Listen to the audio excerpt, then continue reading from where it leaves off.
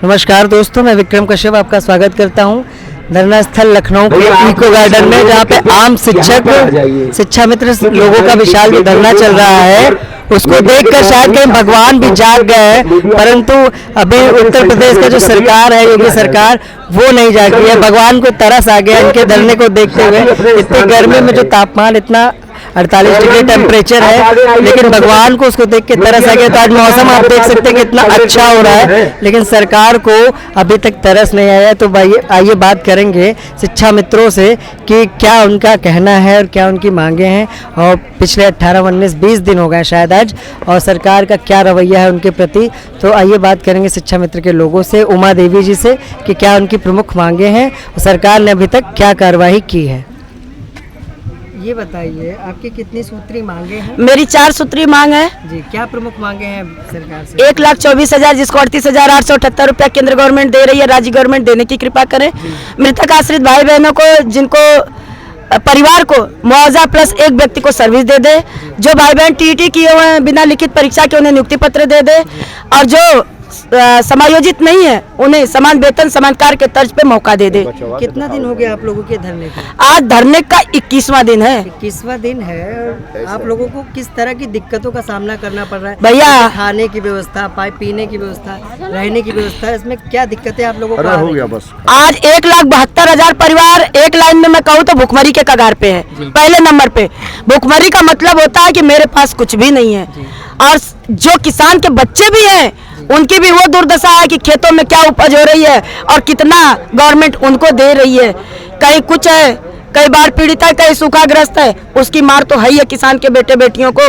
लेकिन आज दुर्भाग्य से 1,72,000 को वो मार पड़ रही है जो हम मौत में जा रहे हैं। फिर भी आप लोग 21 दिन से जो धरना दे रहे हैं, किस तरह से चल रहा है? किस तरह से आपके खाने की व्यवस्था, पीने की व्यवस्था? भाई मेरे, ये तो मैं कहूँ कुछ भाई कुछ बहनें मेरे लिए सौभाग्यशाली है। मैं सौभाग्यशाली अपने को महसूस करूंगी कि वो घर से बना के लाती हैं। दुर्भाग्य तो क्या वो प्रॉपर लखनऊ की है, अलग जिले? ना अन्य जिलों से बहनें घर से बना के तब मेरे पास लेके आती हैं, क्योंकि यहाँ के होटलों में ना खाना मिल रहा है ना पानी मिल रहा है। आदमी खाने के पानी के जब पैसा होगा तब तो खाएगा पिएगा, कहाँ से खाएगा? जब पैसे नहीं तो खाएगा कहाँ से? 9 महीने से जिसको मानदेय नहीं मिला खाएगा कहाँ से? किससे भीख मांग ले? राशन वाला राशन नहीं दे रहा है। जो बहनें लेके आई हैं प्रमुख रूप से मेरे कानपुर, उन्नाव, पहले नंबर पे तो रायबरेली है। रायबरेली से कौन लाता है? रायबरेली से मेरी बहन है सुमन सिंह, और वो समझिए 30-35 परिवार का खाना जो भाई बंधु यहाँ रुकते हैं, मैं खुद हूँ उन परिवार में से कि मैं उनके साथ बैठ के। और किस जिले से महिलाएं खाना लेके आती हैं? उन्नाव से, कानपुर से, और सीतापुर से, गोंडा से, और एक जिला और है बहराइच से। जो बहन घर से आई थी उसकी तो पूछिए नहीं। बहराइच से भी खाना लेके बहनें आई हैं। जो खाना जैसे पुआ हो गया और क्या बोलते हैं उसको, ठेकुआ हो गया, वो लेके आई हैं वो। तो ये बताइए, सरकार ने 21 दिन हो गए अभी तक और मांगे नहीं पूरी की है। सरकार का कौन सा शासन का अधिकारी या शासन द्वारा कौन मंत्री है, कोई भी आप लोगों के पास अभी तक आया वार्ता के लिए? कोई नहीं, मात्र एसीएम के अलावा कोई नहीं आया है। वो भी मात्र आश्वासन, बस अभी तक आप लोगों से एक बार कोई नहीं। कोई आश्वासन अभी तक नहीं? ना कोई आश्वासन नहीं है। सरकार से आप लोगों को फिर भी उम्मीद है?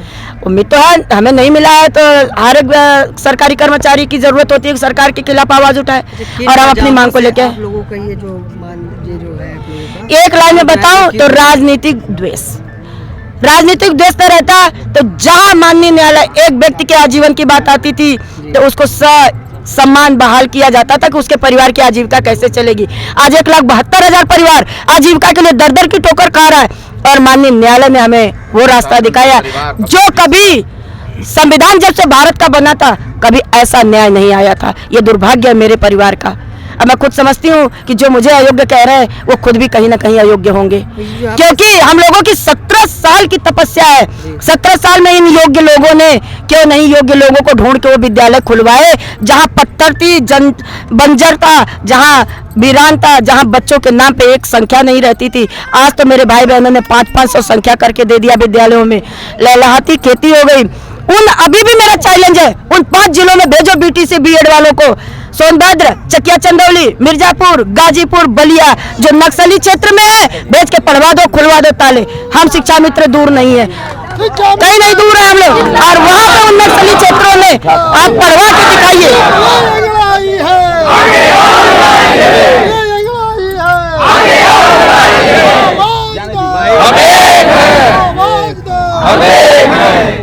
नहीं तो ये बताइए,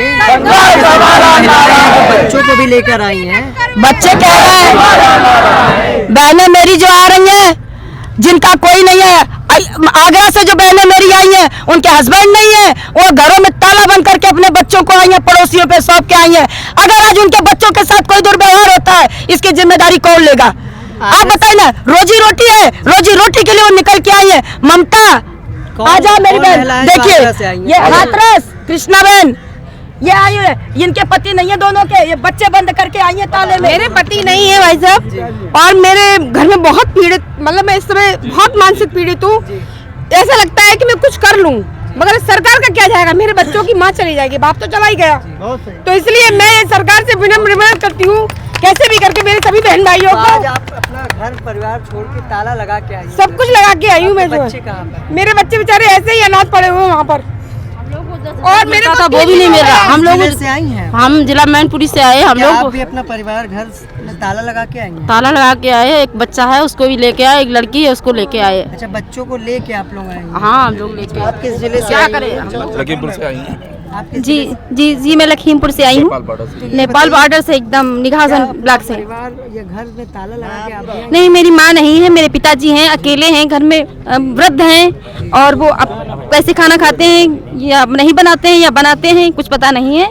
कभी कभार फोन पर बात होती है मेरी, और मेरी मतलब 21 दिनों से आप सभी लोग यहाँ धरने पर बैठे हैं, जी अपना अपना घर छोड़। सर मेरी भी हमारी सास है घर में, अकेली सास है। क्या नाम है आप? सर मैं सत्येंद्र सिंह यादव, किस जिले से? जनपद फर्रुखाबाद से आए हुए हैं जाके। सरकार में जो मैं एक मुलाजिम हूँ सरकारी, मैं मुलजिम नहीं हूँ। मैंने 17 साल के त्याग से बच्चों को, जो विद्यालय खुले हुए थे, बच्चों को घर से बुला कर ले आए। सारे मैंने जनगणना और आर्थिक गणना और तमाम इलेक्शन के सारे चुनाव के, तब हमें योग्य थे जाके। अब हमारे यहाँ के लिए ऐसे पैसे किराए के लिए नहीं रखे, बच्चे भुखमरी कगार पर हैं। हमारा क्या होगा? सब मर गए, अपना है बेचारी, नन्हे बच्चे हो गए। और मोदी जी, आपके संकल्प पत्र में क्या था? आपने संकल्प पत्र लिया था? आप योगी जी क्या कह रहे थे? वो कहा संकल्प पत्र किया आपका जाके? वो तब रो रहे, गमगीन माहौल है, घर में सब बिगो है, बच्चे हैं, अनाथ है। आपका जो आप कहते अंगूठे पर नगीनों को मीना कहते, बात करके बदल जाते, उसने कमीना कहते जाके। आपको किसने चुना? हमने चुना। आपको कुछ कुर्सी ओहदे पर पहुंचाया। एक राजा का अन्याय, घोर अन्याय है।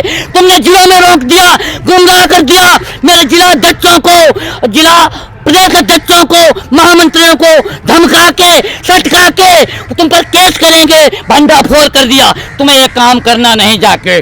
सिपाही ने गोली मारी, एसपी साहब भी नाम ले रहे। काम किया हमने सबसे बड़े लोकप्रिय, जनप्रिय, आप साहित्य से लोग लुहाने, दाल रोटी से पेट भरता है, लच्छेदार भाषणों से नहीं होता जाके। सारी कहानियां खराब हो गई जाके। तो ये थे शिक्षा मित्र के लोग जो इतने दुखी हैं कि आज अपनी पीड़ा बताते बताते रोने लगते हैं। तो ये बताइए किस जिले से आप आई हैं? बच्चों को कन्नौज जिले से आए हैं। आपके साथ बच्चा भी आया है? हाँ बच्चा आया है, आप ताला लगा के आए होंगे? सब परिवार, पति और बच्चे सब साथ लेके पूरा आए, परिवार आज यहाँ घर में ताला लगा के आए। तो कितने दिनों से बैठी हैं आप यहाँ? आज ही आए हैं हम। अच्छा, आज आप आई हैं। तो ये है शिक्षा मित्र के लोग जो कि 20 दिन हो गए हैं, आज 21वां दिन है, लेकिन सरकार अभी जाग नहीं रही उनकी मांगों को लेकर। और आपने देखा इतनी भयानक गर्मी में ये लोग जिस तरह से बैठे हैं। तो आइए बात करेंगे एक और शिक्षा मित्र से कि उनकी क्या मांगे हैं, उनका क्या कहना है सरकार के इस रवैये पे। देखिए ऐसा है, हम लोग बहुत ही प्रताड़ित हैं, और गांव घर से सुदूर दूर छोटे छोटे मजरों गांव से हम लोग आते हैं, जहां पे सरकार की शायद योजनाएं तक नहीं पहुंचती हैं। सरकार की योजनाओं को संचालित करने का हम लोग काम करते हैं, उनकी दिशा निर्देशन उनका जो होता है उसका हम पालन करवाते हैं, उनको बताते हैं। यदि हमारे साथ में ऐसा हीन भाव तरीके से हमारे लोगों के साथ में ऐसा बर्ताव किया गया तो हम लोग कहाँ जाएंगे। हम आपसे योगी जी, माननीय बाबा जी, आपसे अनुरोध करते हैं, आप लोकप्रिय सरकार है, हमने बहुत उम्मीदों के साथ में आपको चुना है, घर घर गांव गांव हमने आपकी मदद की है, हम आपके ही लोग हैं, आपकी सरकार के लोग हैं, हम कहीं नहीं आना चाहते, हम धरना नहीं करना चाहते, हम अपने घर में रहना चाहते, बच्चों के साथ में, अपने माँ बाप के साथ में रहना चाहते हैं, हम ऐसी धूप में नहीं आना चाहते। यहाँ पे हमें प्रताड़ित आप लोग कर रहे हो, हमारा मानने तक नहीं दे पा रहे हो, हमें दूर दूर विद्यालयों में बेच रहे हो, 70-80 किलोमीटर हमारे घर में बुजुर्ग माँ बाप है जिनकी देखभाल हम ही लोग करते हैं। हम बताइए उनके माँ बाप अपने माँ बापों को कैसे सुरक्षा दे पाएंगे, दूर दूर जाएंगे। इस तरीके से हमारा जीवन यापन बिल्कुल संकट में हो गया है। स्थिति इतनी बेहाल है, इतनी तबाही की स्थिति हो गई है कि किस समय क्या हो जाए हमारे अंदर। हमारे माँ बाप हमको देख के रोते चिल्लाते बिलखते रहते हैं, हम लोग रोते चिल्लाते बिलखते, हम धरना नहीं करना चाहते, हम आपका विरोध नहीं करना चाहते, हम आपसे अनुनय करते हैं, आपसे प्रार्थना करते हैं, आपसे विनय कहते हैं, आप हमारी मांगों को मान लो। हमारी जायज मांगे हैं, हमने जो मेहनत की है 17 सालों के लिए, उसकी बातों को मान लो, हमारा मान दे, हमारा जो भी उचित है हमारी जो छोटी मोटी 4 बातें हैं, हमारे साथ में न्याय करो। आपसे यही उम्मीद है, यही प्रार्थना है आपसे। धन्यवाद। तो ये थे शिक्षा मित्र के लोग जिनकी ये मांगे हैं, जिनकी पीड़ा अभी आपने देखी कि किस तरह से वो पीड़ित हैं, परेशान हैं। तो इसी के साथ मैं आपसे इजाज़त